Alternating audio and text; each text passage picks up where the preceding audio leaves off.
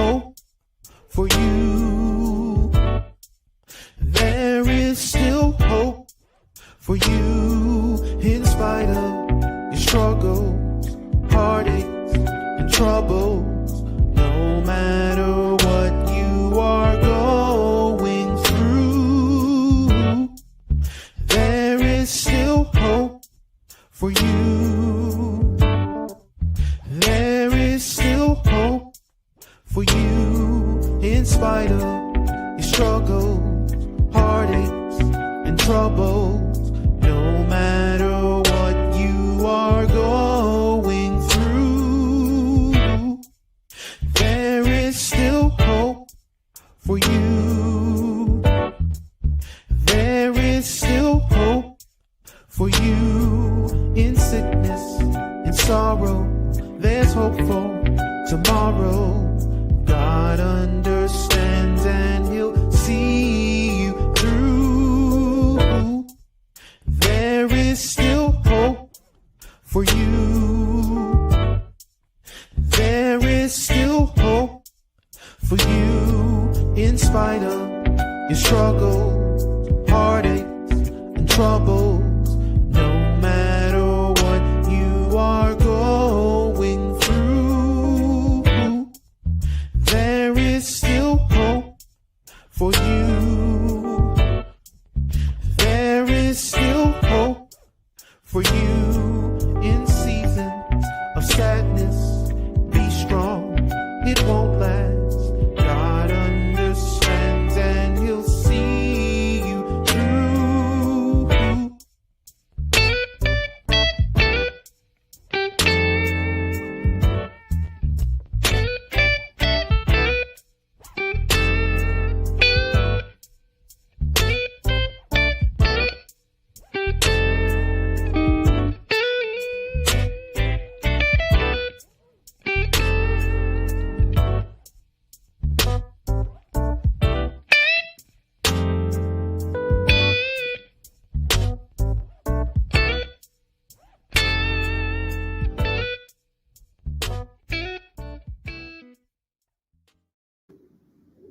Hello.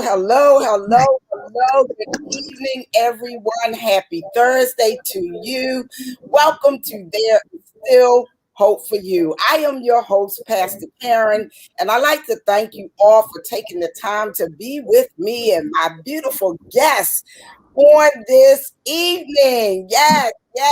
Hope everyone is having a great week and you're comfortable and you're relaxed and you're going to hang out with us for about an hour, get your water, get your drink, get your popcorn, whatever you need, your dinner, and just chill with us for about an hour. Tonight's broadcast, we only anticipate being here about an hour, maybe a little give or take a few minutes, but we have an awesome broadcast. As you all know, we do not do scripts. We follow the leading of the Holy Spirit. And since the Holy Spirit's in the charge, we know it's going to be good. So shout out to everyone that's watching via Facebook Live. For those of you that are watching via YouTube, thank you so much for taking the time to be here, as well as those that will watch the replay. Hello to you, and thank you. As always, I'd like to ask you if you would share this broadcast. I always say never assume that no one in your news feed or your timeline won't be blessed by the message and what God has given us to share on this evening. So we have with me this evening an amazing young lady, one who I call my cousin. We grew up as cousins, not blood, but family, if that makes sense. I'm sure a lot of you can relate to that. But I have with me Angela Crump-Volcy. Did I pronounce that right? Okay, awesome. And she is an awesome young lady. Like I said, we grew up together. She is a motivational speaker. She is a certified life coach. She's just an all-around good person, and I'm excited. I'm really excited. We were able to reconnect. She moved out of the country for some years. And so we kind of lost contact, but I'm so glad that she's back in the States and we can communicate as we did when we were little girls. I mean, that's how far back we go. So thank you again to everyone. And I'm not going to take up any more time. I'm going to go ahead and turn the platform over to her. Angela, thank you so much for accepting the invitation. I am honored to have you with me on this evening. So I'm going to turn the broadcast over to you that you can share. Tell us a little bit about yourself and what you do, and just follow your heart. Thank you, Karen. Hi, everyone. It's a real privilege and honor to be here with Karen. Just so you know, when she was little, she was as nice as she is now, right? Like the sister of my heart. So you're not getting someone who's not genuine through and through. And if you don't know, she's got a lot of gifts. I won't talk about all those because I'm not certain which one she highlights, but you have a fierce diva who is anointed and grounded. So that's not a plug that's just there. That's from the heart, right? She's good people. So I'll tell you a little bit about myself, and then I'm assuming we're going to have a ebb and flow. So I don't want to just talk. I want it to be conversation between Karen and I and any questions that you all may have. So my name is Angela. I'm one of 7. I grew up a preacher's kid in Baltimore. And my entire, I guess, existence, I observed parents who served, gave. So that looked really good if you were on the outside. But if you were the daughter, I was a girl and I had 5 brothers and 1 sister who was the baby. I didn't always feel like stuff I wanted to do mattered. And it wasn't that they were trying to not pay attention. They were just out there, Holy Ghost filled, fire baptized, helping the entire world. And I'm looking at it and saying, it's my 5th grade graduation. My parents are away in revival. So a little thought took root that said, you're not enough. And even though externally, if you knew me, I just retired because of COVID risk, but if you knew me, I've traveled the world. I've lived in England, Japan, Thailand. I speak a decent amount of languages. You see me in airports and with a driver more than you see me home in America. I looked successful, had all the trappings. But underneath, where it really counted, there was a part of me that didn't really feel like I was worthy, and I didn't know it. That's the part I didn't know it. And so during COVID shutdown, I had an opportunity to join different coaching programs. And one of the exercises took us back to like age 7. And that's when I remembered my parents were away from my graduation. I knew it, but the hurt was there covered over, right? And so with God's help and talking it through, I got, I think, really healed in that area where I now know I'm worthy. And the universe has plenty of room and money for me. So the audience that I speak to are people who are like me, busy career women who oftentimes have not made time to take care of themselves. If that's you, my main message is you matter. You're worthy. And the universe has plenty of room, money, friendships, relationships. You put in whatever words fit for you. That's who my heart really wants to talk to. And the reason why that's so, I guess, rooted in my spirit, I had 2 really good friends, one who looked like me. Now, just imagine yourself and you think you're gorgeous, right? We all do. She got sick and she went into hospice up the street from my house on a Friday. She was dead by that Tuesday at lunchtime. And I got the call. I was at Panera Bread on lunch. And it wasn't too far away. So I drove there real fast. And when I got there, she was still warm. And she was wearing pearl earrings I had given her from my time in Thailand. And I went over to her because she looked so good. Just imagine my face with my eyes shut. And you're like, she's asleep. And I lifted her arm and it just dropped. And then I went to her face and I did like this. And I couldn't feel any air coming back. In that minute is when it hit me, wow, on this side of glory, whatever she was trying to do or be, she's not going to have that chance. So my main message to everyone is, I love that song. There is still hope for you. if you're alive, if you're breathing, you have a chance. You have an opportunity to change, to make a difference, and to say it's possible, Mhm. or to say, hey, I can do it, or to reach out for help. So that would be probably the most important thing I would want to leave with anyone who's listening. You matter. It's possible. Live your life with no regrets. Because my friend Pat, we talk all the time, like Karen and I talk, right? And she would say, we're going to do this. And I say, okay, we're going to do this. I pack my suitcase and then work would pull her. And we never did it, right? And now Mhm. she's dead. And the part that really got me, okay, a lot of folks aren't blessed to have the money. She had a good federal job, a good federal job, good Mhm. government job, right? Mhm.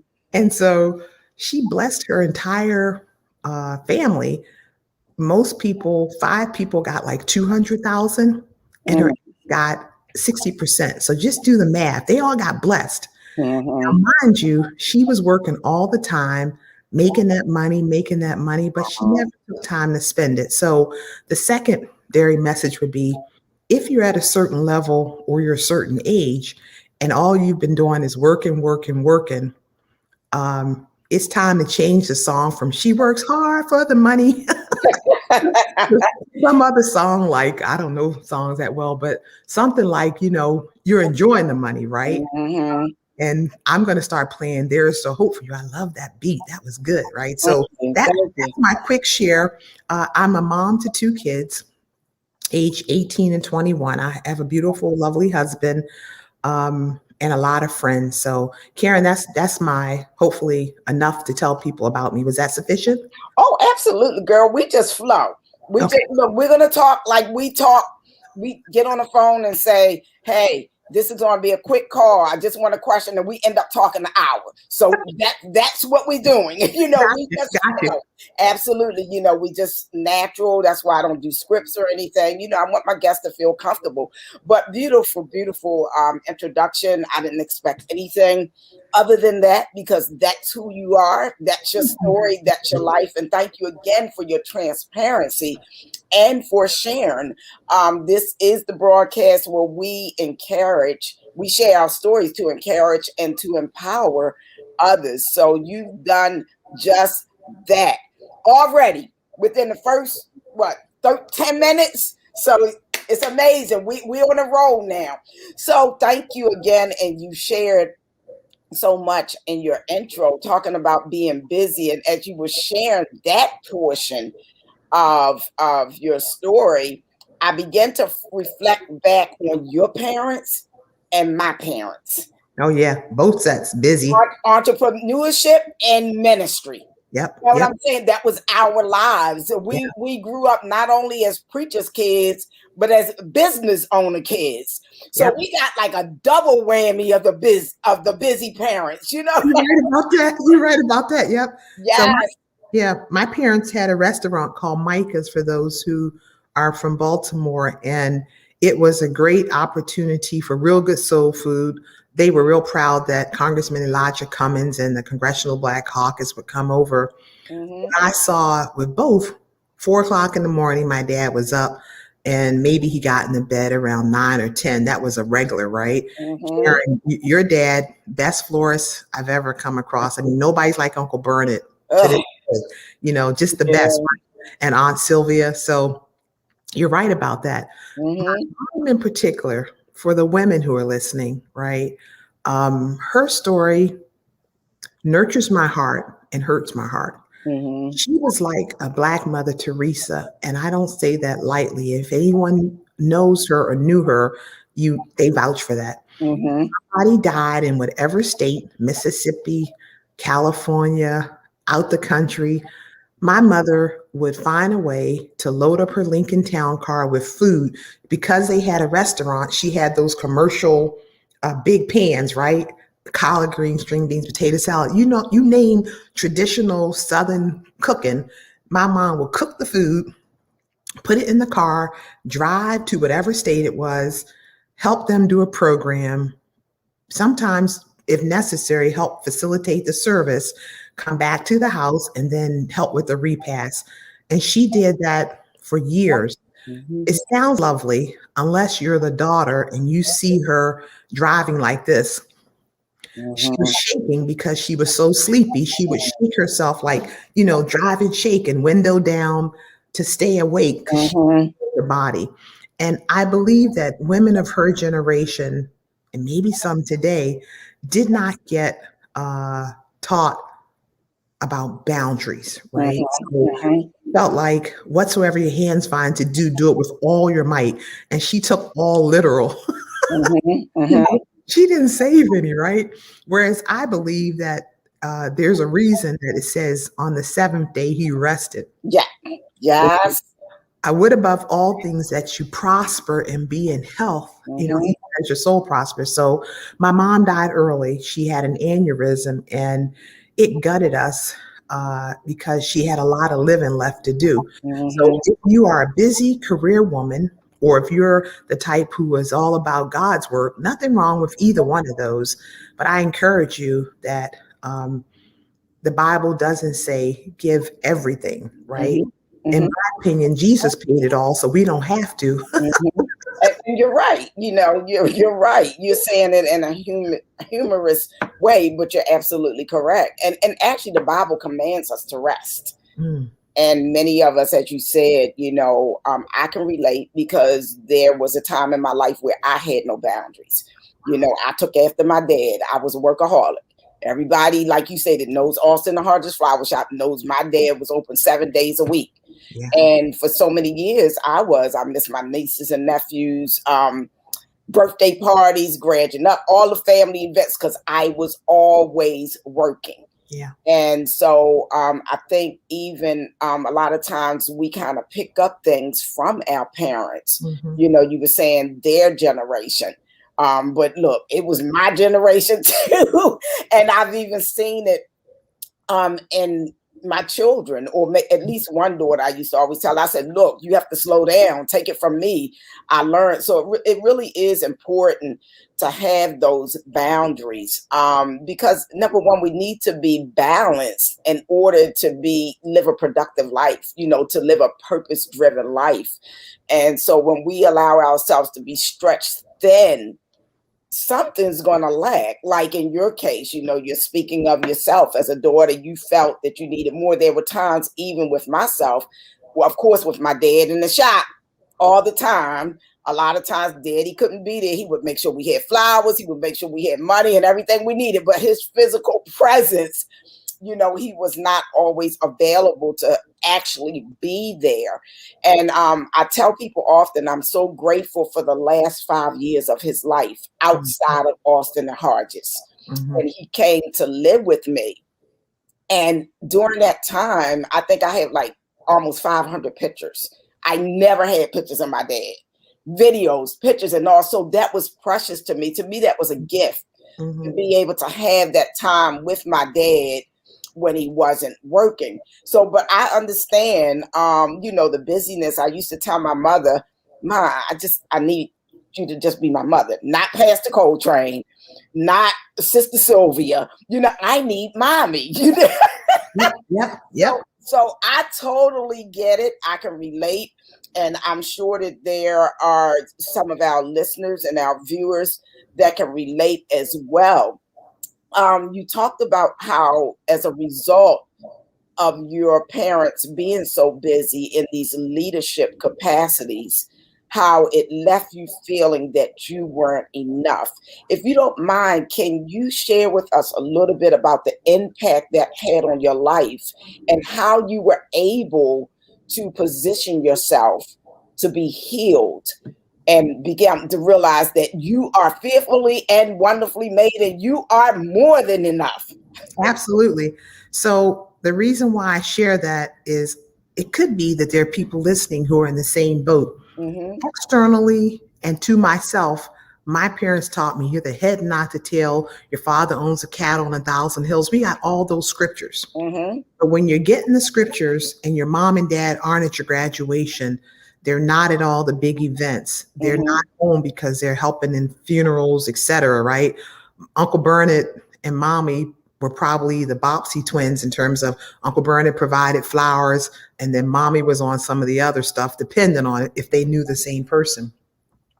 For me, I didn't discover that I had that issue, Karen, until I was 50. I'm 58 now. I was 57, Mm-hmm. 57 last year, right? Mm-hmm. So during the COVID shutdown, I was in a program with Kathy Heller, who I really adore. Mm-hmm. And when she had us do this exercise, you go back in your mind to earlier times, and she asked, what message is your 7-year-old self telling you? Mm-hmm. And that 7-year-old Angela said, have fun, Mm-hmm. rediscover joy. And I'm Mm-hmm. like, have fun, rediscover joy. That told me my 7-year-old self didn't think I was having fun. Mm-hmm. And maybe I wasn't feeling as much joy. So I started a journey of reflection. And there's a song by Miranda Lambert called The House That Built Me. I like country music, right? It's a good song. Mm-hmm. So Kathy played that song, and you see scenes on the screen of her going back to her childhood home.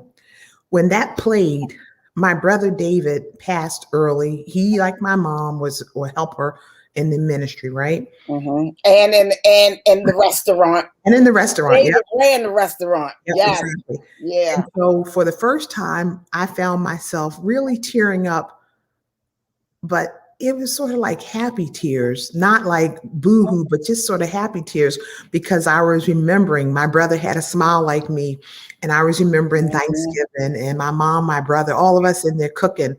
And what I got from that is it's not what's taught, it's what's caught. So Mm-hmm. even if we're teaching our kids, hey, have balance, Mm-hmm. if we're not in balance, they're learning from your actions more than your Yes. words. And so when I realized, boy, there's a hidden something that doesn't feel worthy, I started being a gardener and Mm-hmm. really trying to figure out, let's unearth it. Where is it? Why is it there?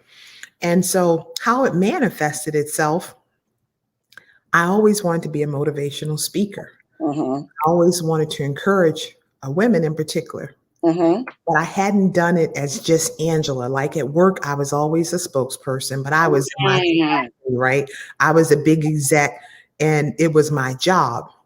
But if you talk to me as Angela, not with titles, I would want to speak, Yes. but I didn't take a phone and start going live. Mm-hmm. Didn't volunteer to say I'll come on to something, or I didn't accept invitations. And Mm-hmm. that's how it showed that I didn't feel worthy, right? Mm-hmm. It really was.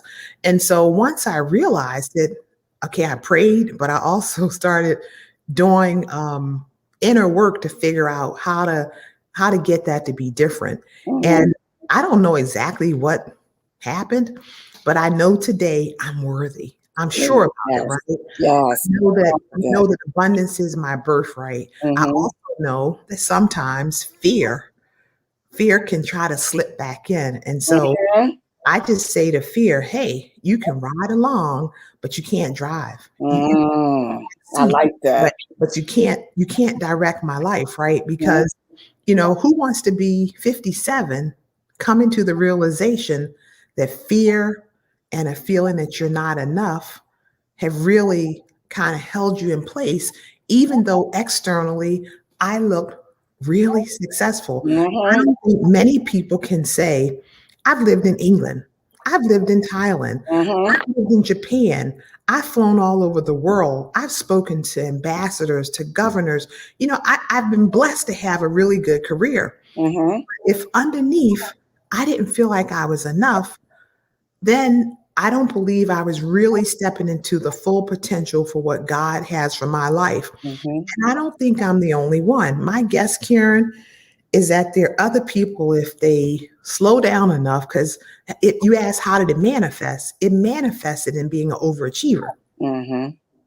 I was running from poverty. I mean, running, right? I had on Nikes plus Adidas. I was like, I don't want to be poor. I want to have enough money. Mm-hmm.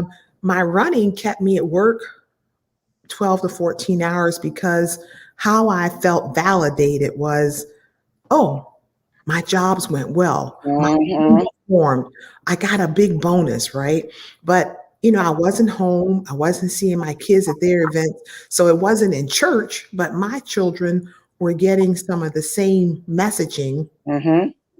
with a different flavor. And Exactly. now I'm home and, I'm doing what I can to, for want of a better term, repair some of that. Mm-hmm. So it can manifest in almost being an overachiever, not necessarily underachiever, right? If you're always the one doing everything, Mm-hmm. solving everyone's problem, and Mm-hmm. always being the go-to spot, Mm-hmm. I encourage you to ask yourself underneath, is there anything that might not feel enough to just say nope Yeah. and let it be a full sentence? I said that very thing on my broadcast on Tuesday. I said, no is a complete sentence. Angela, you tapped into so much. And I, I'm a piggyback off of what I said earlier in the broadcast, how many times we pick up those same habits. As you see, as you said, it's something that we catch, so we see our parents or our guardians or whomever that is a role model for us. We see them at that capacity where they're just overwhelmed life, they're go-getters and they don't have that balance. I can relate to what you're saying about being overextended in different capacities, because myself being in ministry, being a mom, being a single mom, so that meant I was a head of a household, being in a management role, having my own business. And I was like, you know what? I'm sick and tired of being in charge everywhere I go. Sometimes it got to the place where even different churches, I would go visit where people didn't know me, or I enjoyed being in a room with people that were unfamiliar with me. So I could just sit and absorb. Sometimes we need that. It's important. Yeah. So we deplete ourselves, our energy, and we aren't as effective because, as you say, we're chasing whatever, whether it's prestige, whether it's money, whether it's leadership abilities, whatever the case may be. And it's unhealthy and it's unwise.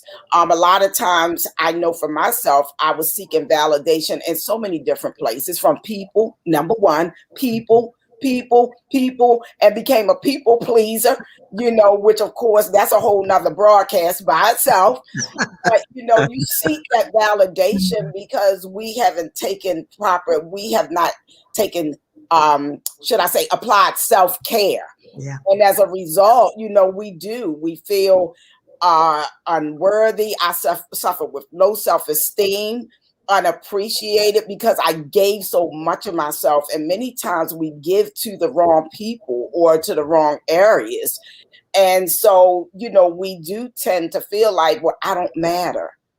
I'm not enough. Our self-esteem just becomes damaged as a result of us not having that balance and focusing on the wrong things. And it is a blessing. The quiet time for me caused me to shift, to really do a lot of self-assessment. It's like, okay, Karen, something has to change. Learn how to say no. My pastor, Apostle Dina Jobs, used to tell me all the time, Karen, you got to learn how to start saying no. I didn't know what no meant. I felt like, well, they need me, or I have to do it. Or, I didn't want people to be mad. So I didn't say no. And oh my goodness, there were so many times I was burnt out to the point that I couldn't think. I would cry, and when things would come to me and I would just say, Lord, I can't even think about how to do it because I was so overloaded. Like my father used to say, he called me Mother Hen. He used to say, Mother Hen, you just overloaded. And I was mentally exhausted, but I still did not know how to say no. And it's a blessing. It strengthens us when we know our boundaries and our limitations. When we set boundaries and know our limitations, it's like, you know what? No, I'm sorry. I'm unavailable, or I can't. Or we don't pick up the phone every time someone calls. You know what I'm saying? Whatever the case may be for you. But saying no is extremely, extremely important. And Karen, let me add something to what you said, because this was the topic in the program I'm in with Kathy Heller. So one end is the people pleaser. Describe that perfectly, right? Mm-hmm. I was codependent a different way. Mm-hmm. I knew how to say no because I grew up watching my mother do for everyone else. So I could say no. Mm-hmm. But I wanted unconsciously to control the environment. Mm. My girlfriend said to me, Angela, it's hard for you to see a problem and not fix it. Mm-hmm. That was in the past, right? Both sides of the coin aren't healthy for, in my opinion, women. Mm-hmm. Men, I don't know their stuff as much, so I can't speak to them as much. But for women, if you're the type who can't say no because you want everyone to feel happy and to get along, that's not healthy. Mm-mm. If you're the type who is the rock of Gibraltar and you're doing for everyone before they ask, or you're making sure that the needs are met that you can anticipate at the expense of yourself, Mm-hmm. that's another angle that is what was the term? Codependent. Yes. And both of them aren't so healthy. So if this is speaking to you from either angle, the encouragement from both of us is slow down. Yes. I think that COVID shut down.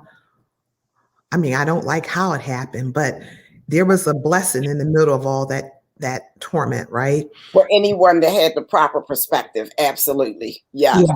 And so, Karen, you said earlier, sometimes you have to slow down. Some of us don't get the message. So I was home because of shutdown. I was high risk in a couple areas, including being overweight, right? Mm-hmm. And I was outside watering trees. Girl fell down the hill and broke my ankle. Oh, that's And how you broke your ankle. yeah, Wow. listening to the Sunday service, multitasking, right? And so it took the broken ankle where literally I couldn't get off the bed, couldn't even go to the bathroom on my own. And that's pretty embarrassing. You got to get someone to come and help you to go back to the bathroom, right? And you're not that old where you need a, what's it called? Depends, right? So I said, Lord, if you're trying to get my attention, you don't have to break anything else. I'm listening. When in reality, Angela broke it because of her busyness. Wow. I blame it on the Lord.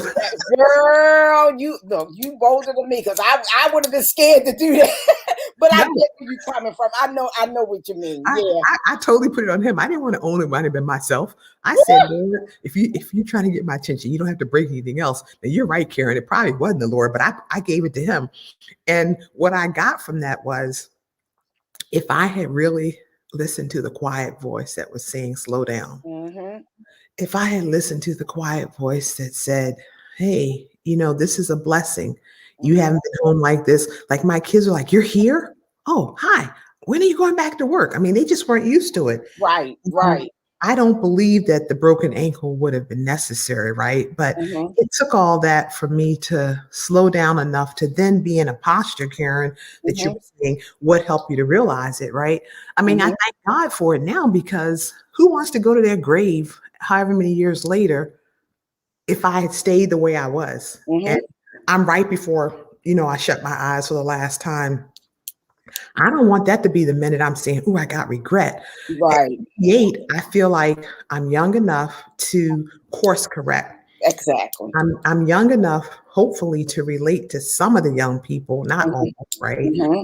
And for people who are my generation, hopefully to be an example that there's still time, right? Mm-hmm. That's why I loved your song, There's Still Hope for You. Oh, that's Oh, just wow. Thank you. One of the young men that is affiliated with our ministry, actually, he has a music school, and he's been a guest on my show a couple of times, Pastor Michael Jones, and I had him write that song. I said, I want my own personal theme song. beautiful. And he said, Pastor Karen, I got you. I'm a copywriting and everything. Beautiful.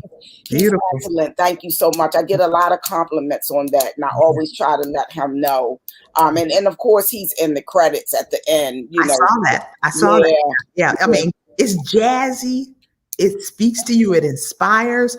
And anybody who doesn't feel inspired, go see your therapist, because you're repressing emotion. Oh, yes, honey. Look, I'm jotting this down because it's a couple of things I want to us to elaborate on that you've spoken of. But before we do that, I want to give a shout out, first of all, to everyone who has taken the time to be with us on this evening. Again, for anyone who is watching the replay, thank you so much for tuning in. For everyone that has shared the broadcast, everyone on Facebook, everyone on YouTube, I love you. There would be no there is still hope for you without you. But I want to give a shout out to Melissa Stewart.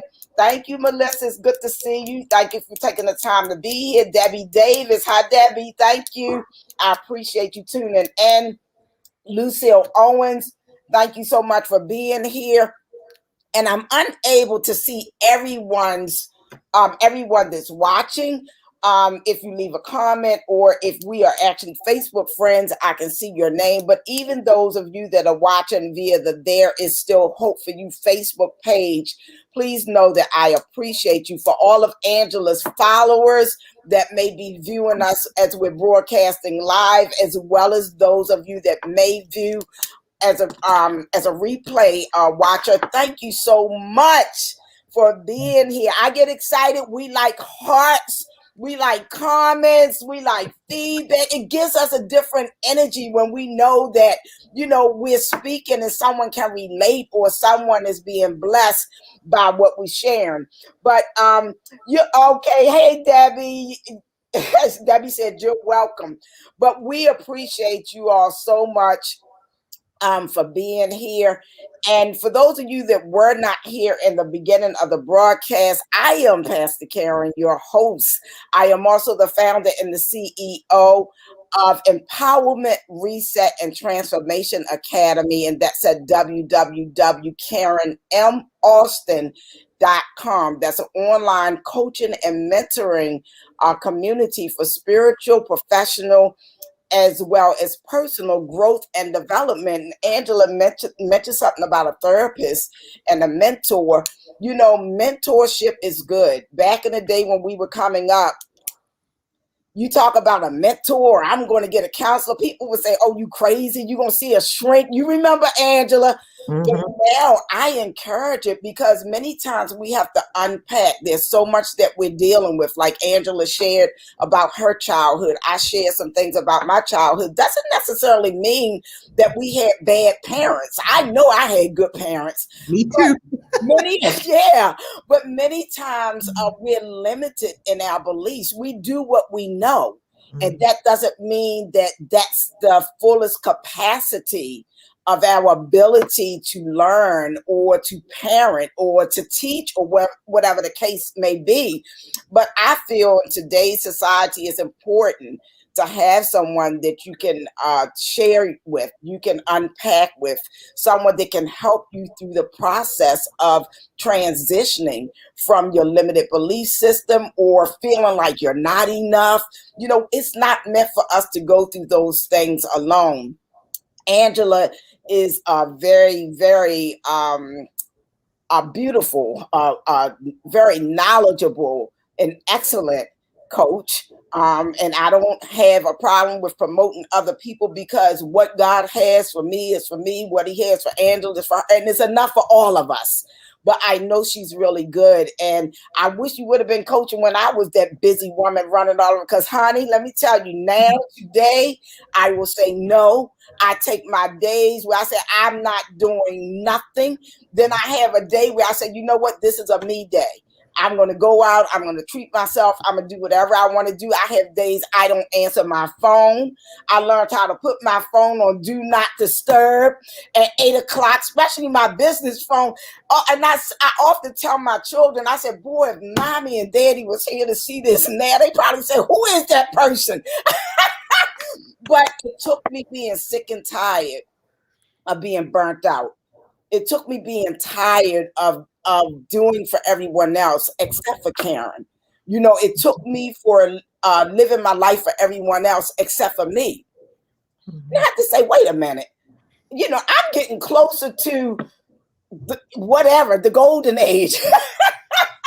I'm getting too old for this. I've wasted so much time and so many of my years investing in everyone but Karen. And we both know, and the audience know, that we're not saying it's not important to invest in others, but those boundaries are so important. They are crucial They are crucial to your well-being. They are crucial to your effectiveness in life. They are crucial to your destiny. And we have to be determined. I would encourage others, as Angela has said, take time for you, invest in you, do some self-assessment and say, what can I let go of? You know, many times we give so much of our time and ourselves, and then we get frustrated. Yeah, I used to be so anxious, like, now I don't have time to do this, or I spent all of my time on it. Learn how to say no. And Karen, I think I love what you said there. I don't enjoy coaching one-on-one. I'm certified to do that, but I found it wasn't fun for me, right? I like group. Here's why. A lot of times when we look in the mirror at ourselves, unless you start to get enlightened, you don't even know that you're burned out. You don't even know you're about to go off the cliff. So for anyone listening, if you're always kind of feeling frustrated, resentful, you're forgetful, you're the last one in the office all the time, you're working every Saturday and some Sundays, you haven't been to any of your kids' stuff, you represent someone who is either near burnout or on her way to burnout. And we hope that this notice of, hey, that road kind of can dead end is going to help you. If you want one-on-one, Karen's your person, right? Because I don't have the energy for it. I believe that energy is probably one of the most important things that we own, but sometimes we can devalue that. And I think that there's an energy level where you're in abundance thinking, and then there's one where in scarcity thinking, and where, for want of a better term, we don't value ourselves enough to say, you're going to protect the temple, the vessel, right? I like to say, give from your overflow and not from your core. That's right. Absolutely. So if you're exhausted, if you're shaking when you drive, I'm telling you, you're on your way to the same situation as my mom. She died way too soon. Your boundaries, put them out further and protect your core more. And if you need help, find someone who you can relate to and start having that conversation, particularly, I think, in the Black community, and maybe for women of, 50 and older. I don't know about 40. All I saw were role models where you worked harder than everyone else, role models where you were like Superwoman. You were excellent at work, supposedly excellent at home, maybe thinking you were excellent with friendships, but if we're really honest, something suffered. Yeah, exactly. There's some lacks. Something suffered. So I just wanted to say amen to what Karen said. And, therapy, conversation, and community, we've known that all of our lives. Now I know the 5 people who you hang around, that's who you're more than likely going to become like.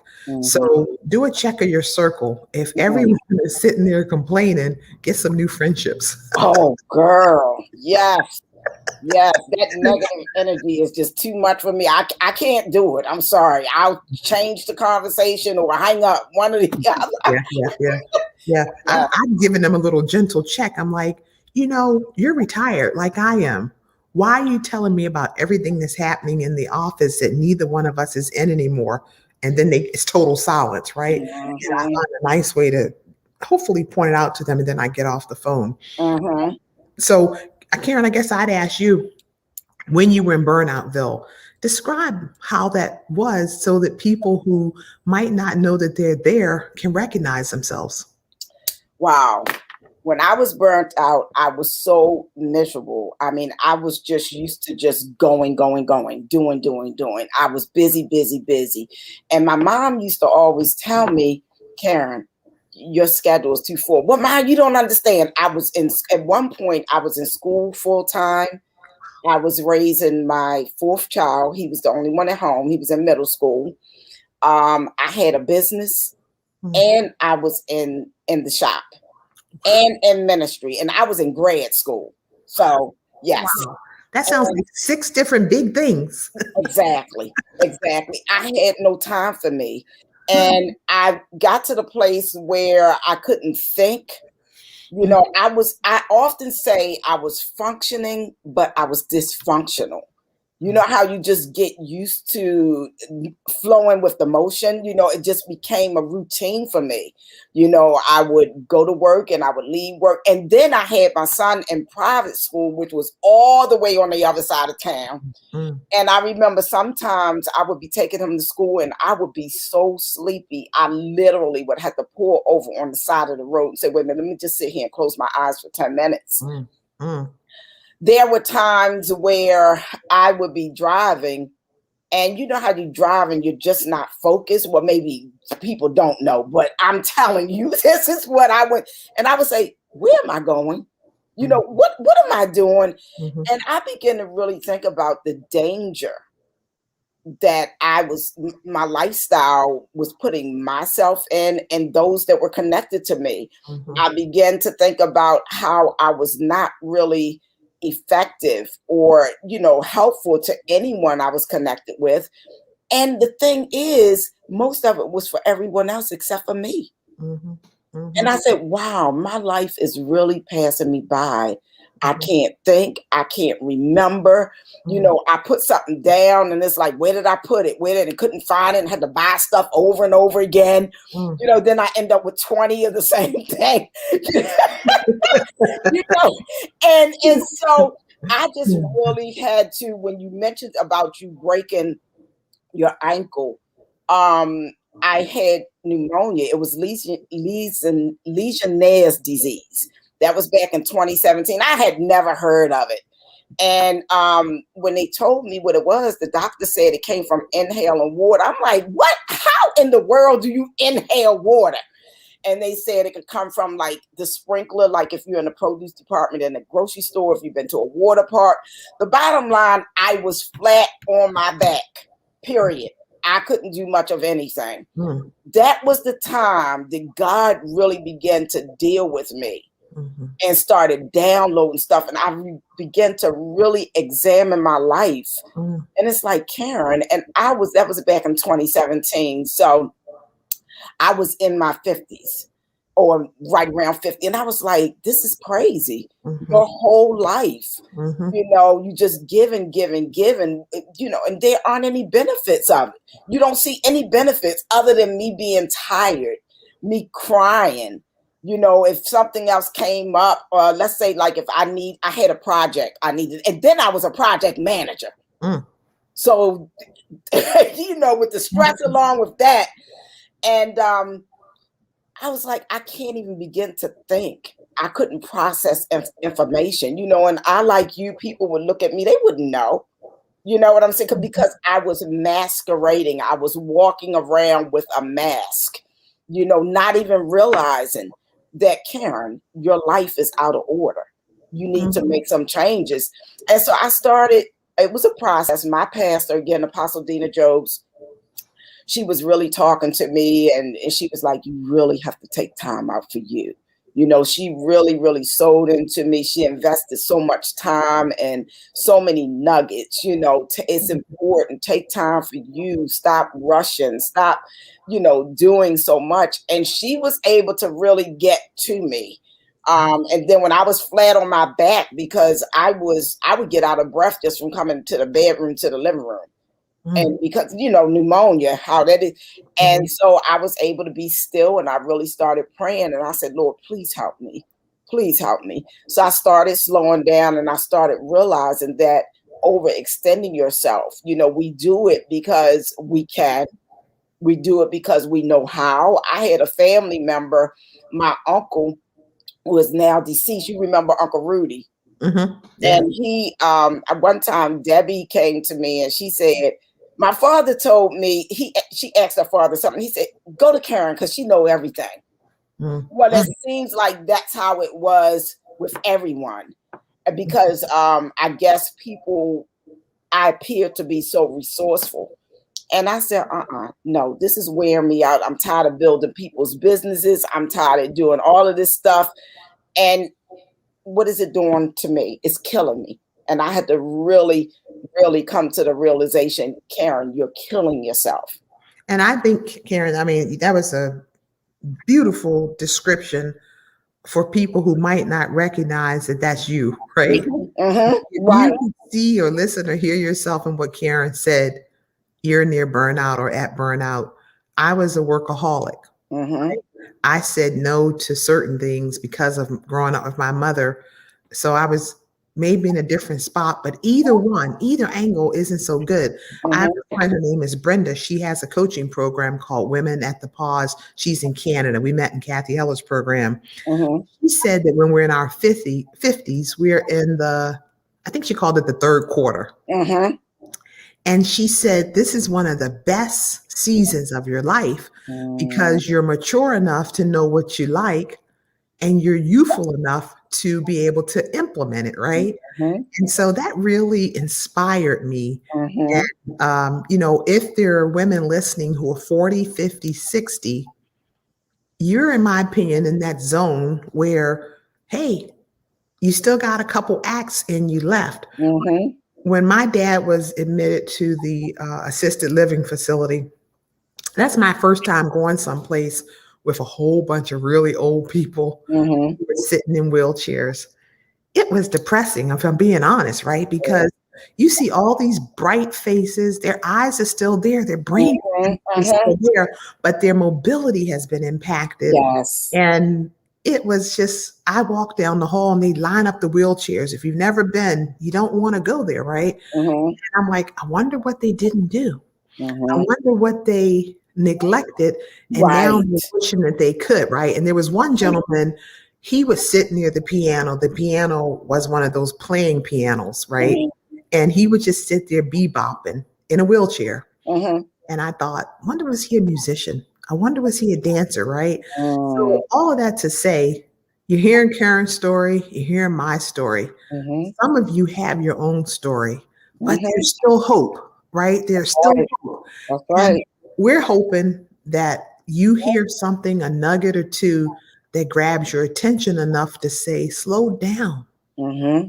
look and assess, right? Don't stay on a road that's either going to put you flat on your back with pneumonia or flat on your back with a broken ankle or Right.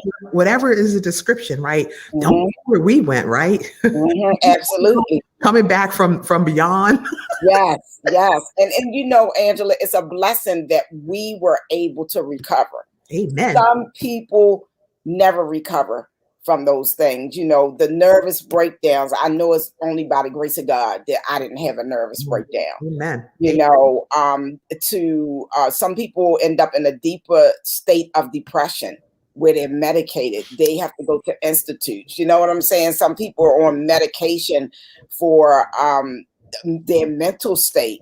Yeah. So we are blessed, and that's why when God healed and delivered me, not just from the busyness, but just from many things, I said, you know what, God, I'm going to be your mouthpiece. I'm going to share because I have compassion for others, young people and women in particular. Not saying that no one else matters, but that's my story.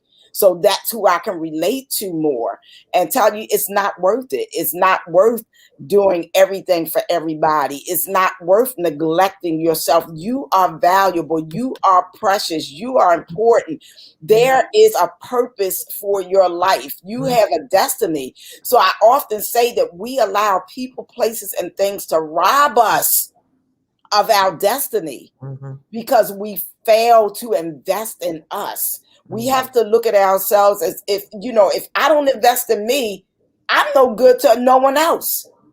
If I don't invest in me, I can't share my story and be transparent with others to help and to encourage them. So it's extremely important, especially, like Angela said, for women, we raise kids and we everybody's auntie, and we never get enough of giving. You cooking for everybody, you buying for everybody, and the list goes on and on and on and on. As Angela said, she observed her mother. I watched my mother and my father.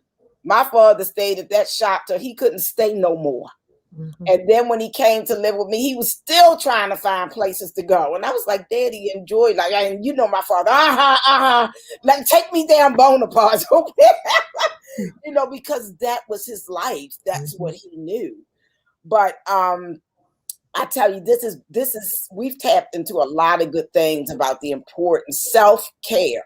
Self-care. I'm telling you, I had to learn it and I'm still learning. I'm still not there. I'm better than I was, but I still have a ways to go.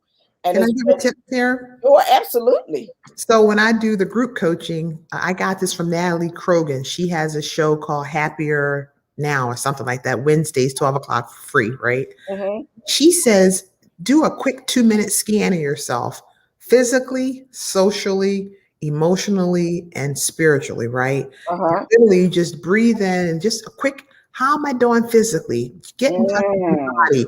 Is there anything that's tight? Like, my shoulders, I could just relax them a little bit. How, That's how good. am I feeling, right? If you can breathe in and breathe out, like I breathe in on the count of 5, I hold it for 5, I breathe out for 5. I got Mm-hmm. that from a guy who does WildFit.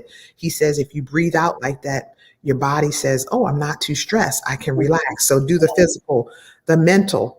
Mm-hmm. Is my brain centered? Are my thoughts racing, right? Just do a quick scan of yourself to see, am I okay?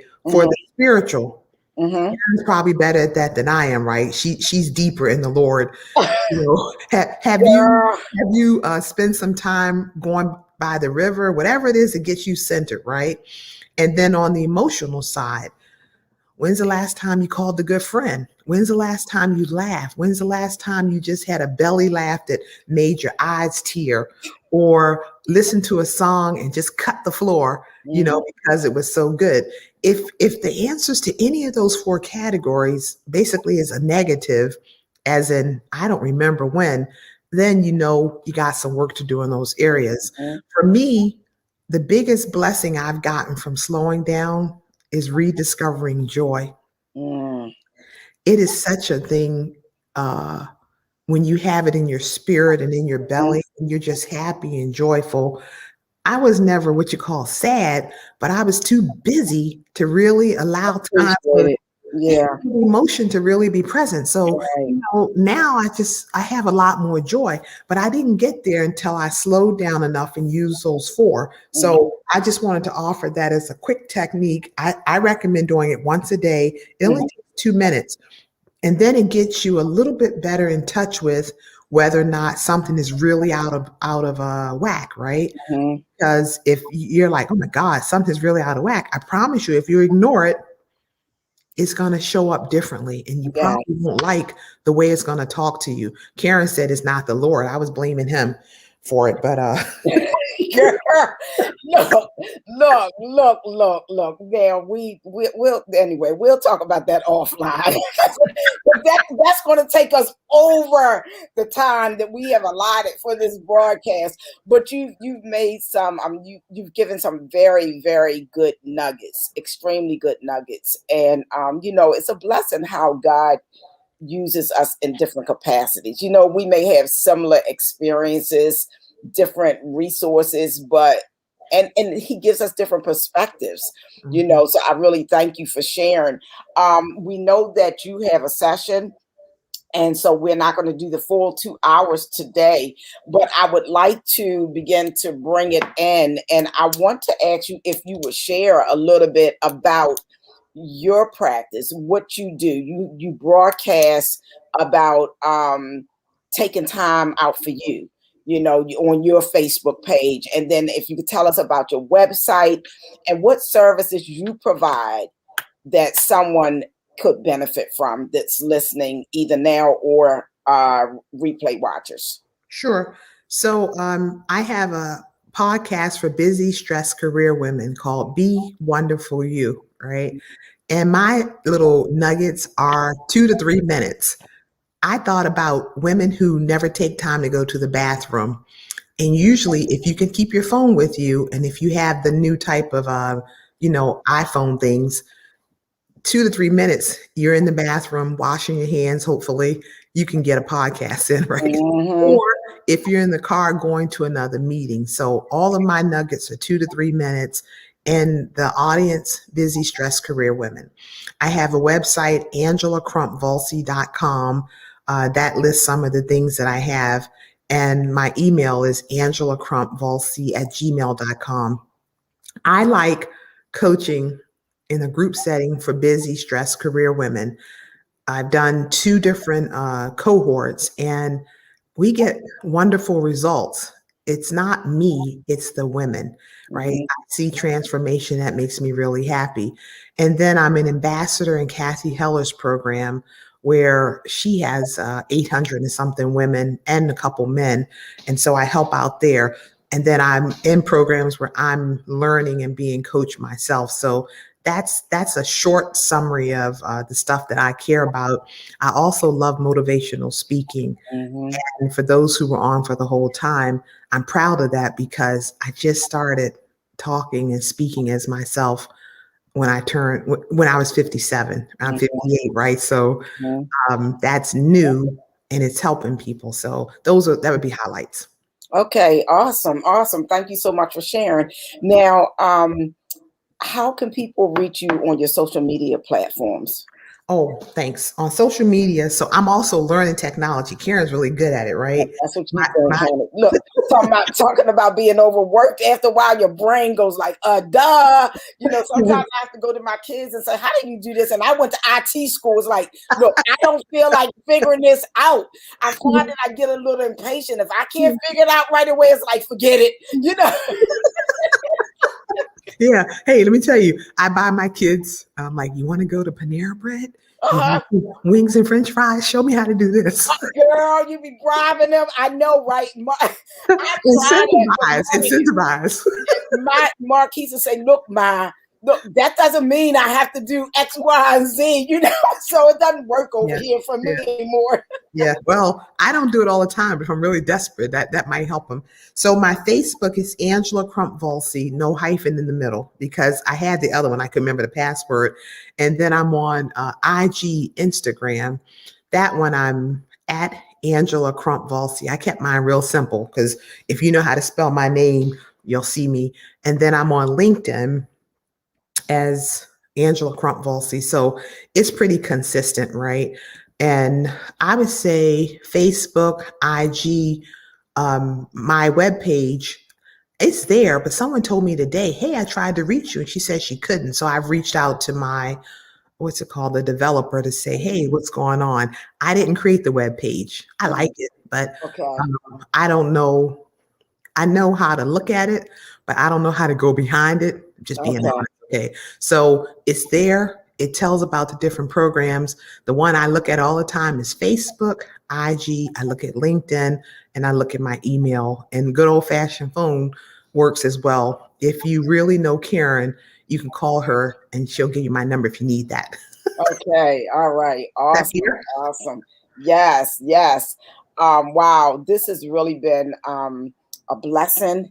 I promised you, I said, I'm going to wrap it up. It's around Karen? 7 o'clock. So Karen, I'll say this: if there's something that you want to talk about, I've got something at 8. So I'm not saying we go much longer, but if there's something you want to address, Mhm. don't feel that you can't put the time into it. Like if there's another 5 or 10, I'm okay. Okay. Okay. Well, there's one other thing that I would like to tap into. We talked about fear. Mm. I am a witness that fear has paralyzed me and caused me to miss out on so many opportunities. We Mm. fear the unknown. We fear going to another level. And each level, as we grow, every level, there is another level of fear that's presented with that because it's something new, it's something unknown.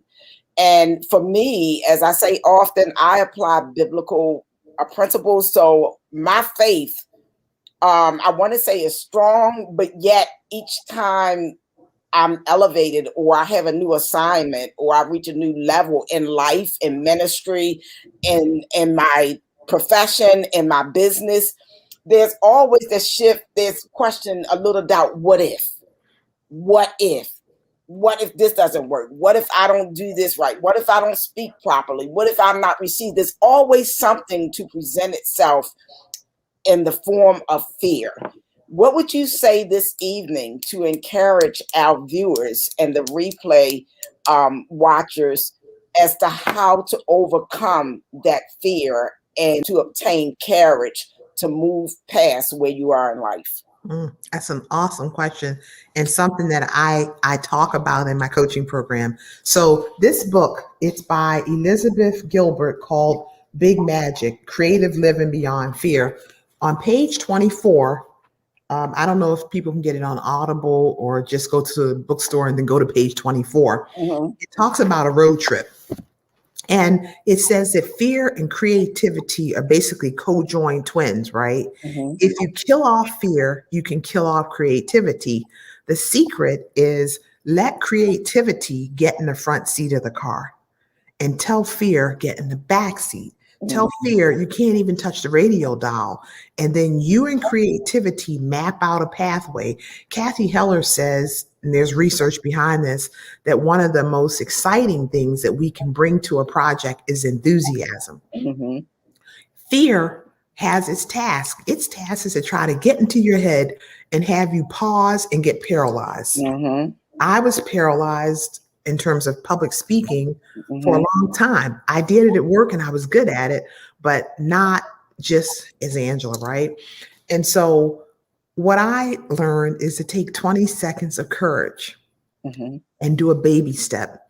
And for the perfectionists who are listening, and that's a lot of women, you just have to tell yourself, I'm going to be a C student. This is Kathy Heller who taught me that. I'm going to be a C student. I'm going to do it messy. And you just take the first step. On my Facebook page, I said yesterday and a couple times, the first time I went live, I really had a trash can there because I thought I was going to upchuck, right? And I had the trash can right beside me as like my security blanket, and I pressed the right button and I started talking, and I felt pretty nauseous. Oh, wow. Right? And so my success was I didn't upchuck. And that was the first time. And so that was me telling fear, get in the back seat. 95% of our brain is wired to keep us the same place that we've always been because the brain thinks that that's safe. There's 5% that might say, I'm willing to explore and do some other things. And so it's important that we encourage and nurture that 5% and reassure that 95%, hey, this is okay for me to try, right? And so I don't let the fear control me. I'm aware that it's there. I try to do things like listen to podcasts, reading books, being around good people, praying to make sure that fear doesn't grip me again. It had me for a while. And fear dresses up in high heels. That's perfectionism, right? So you're like, oh, girl, I got it going on. Everything is perfect. Okay. Underneath, if you pull it back, you're probably scared to death, right? Hiding it in perfection makeup, perfection, perfect, everything matching, right? Like I never would have been natural with my hair. Everything had to be, in my opinion, just so perfectly in place. Because I'm telling you, I had to give the impression like it has it going on. Now I'm like, what you see is what you get. Right? I'm laughing because as you were saying that, I can see us right now on Pembridge in that middle room in front of that mirror. Girl, we spent hours in front of the mirror trying on lip gloss, trying to, how does this look? How does it, girl? So I know about everything, trying to be just right. I know.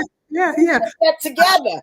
Underneath, it could very well be fear. So that's something that I have found that has really helped. I also believe in taking a piece of paper. I keep little journals, right? And I'll just write, if I'm thinking about something, I'll write into this journal just to say, hey, what do I love?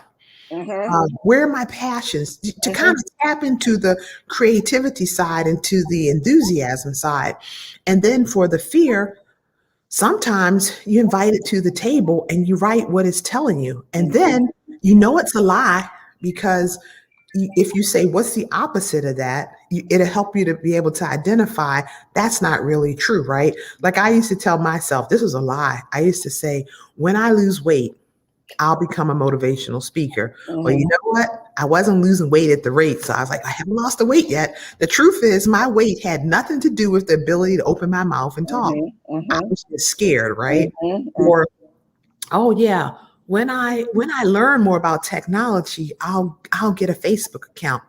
It was fear, right? And so identifying it, becoming comfortable with it, Mhm. having discussions and being around people who I think encourage and nurture us that everyone has fear, Mhm. present, right? We just don't let fear drive. We don't That's let right. fear take the leadership role because all that does is push you into regret land Mhm. where at the end of your life, you're sitting there wishing that you had done some things. Mhm. It's too late. Does that help? Oh, yes, absolutely. Absolutely. Thank you so much, Angela. This has been an honor to have you and to share your knowledge and your wisdom, Thank you, your Karen. beautiful spirit, your beautiful smile. Thank you. Thank you. Oh, it's such a gorgeous smile. Showing Wow. all 32. I'm so glad that we have reconnected. I mean, and it's some people that although they're distant and you don't hear from them, that you still have that bond. It's like there was a couple of times that you came back to the States and I saw you, and although I think we were at the hospital or different things, but still, it was just as if we had never parted. So Yeah. I thank God for you. I thank God for the reconnection and for you sharing with us this evening and for taking time out of your busy schedule to be here. Before we close, is there anyone you'd like to give a shout out to? I would say to you for this broadcast, I admire the fact that you're following something that helps a lot of people. That's to me very, very admirable. Thank And you. then you're welcome. The other person who helped me was Kathy Heller's program, right? She has a free podcast called Don't Keep Your Day Job, and really good nuggets there that have been helpful. A lot of us who grew up in church, we're taught how to pray. Everyone, I think, knows how to say, "Oh, God, help me." That's important. Mm-hmm. It's not the only tool to help us grow and become our best self. I believe that everything that God made is good, Mm-hmm. including books, including Yes. opportunities and resources. And Yes. so, for those who grew up really, really in church, because I was in church so much, I couldn't even get sin in if I wanted to, right? I just wasn't given the opportunity. And I was like, I wish I could go to something, but my parents kept me in church Monday, Wednesday, Thursday, sometimes Friday, Saturday, all day, Sunday. Okay, not too many chances to do that much, Well, I right? guess I was the bad one of the bunch because I was in the church all the time, but I found a way to get sin in. We grew up a lot of like when you told me that I was like, what? How you end up to be a Miss Goody Two Shoes?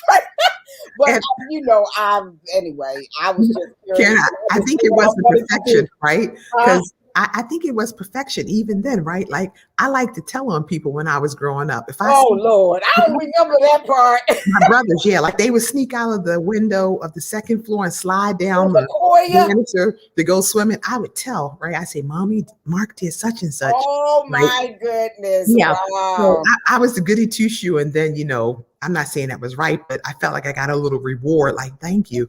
They should have said. They should Girl, have you are said, so funny. "Stop Oh my, telling on your brother." oh my goodness. Wow. Wow. Well, again, I want to thank you. This has been an honor. As I said, I would like to have you on my Tuesday broadcast, and I would like to welcome you to come back in the future here because as we grow, we always have more to say. And I'm very, very grateful for this connection. I'm in the process of doing some things with my website, and I would like to, as we discussed on yesterday, even provide a link to your practice on my website because women need someone, just to focus on the busyness that within itself is huge because we have to slow down in order to be coachable, in order to be teachable. So that's a excellent place to start. And I like the fact that that's your primary focus as it relates to women. I love you. Thank you Thank so you. much. Thank you. And thank you to everyone who has taken the time to view. I appreciate all of you. Thank you for your comments. We didn't have very many comments tonight. Some nights I can have 50 of them, and tonight it appears as though we just had one. And when I don't get that many, it's like, okay, is everything working right on across my platforms? You know what I'm saying? To everyone on YouTube, thank you so much for joining us. We love you. Next week, on the 12th, actually, Angela's niece is scheduled to be here.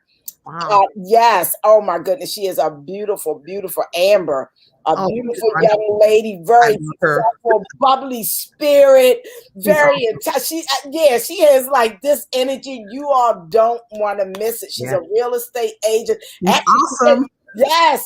Actually, she's in Puerto Rico right now. Her flight got canceled. I'm like, pray for her I to get saw back. that. She said she was stuck in, I was like, uh-oh. Yeah, I saw that. So I'm looking forward to that. So please plan to tune in on next Thursday at 6:00 p.m. Thank you to everyone. Good night. I love you all. There is still hope for you. Would not be here without you. And remember, no matter what you're going through, there is still hope for you. God bless you all. Thank you for tuning in. Good night, Angela. Good night. Good night, everyone.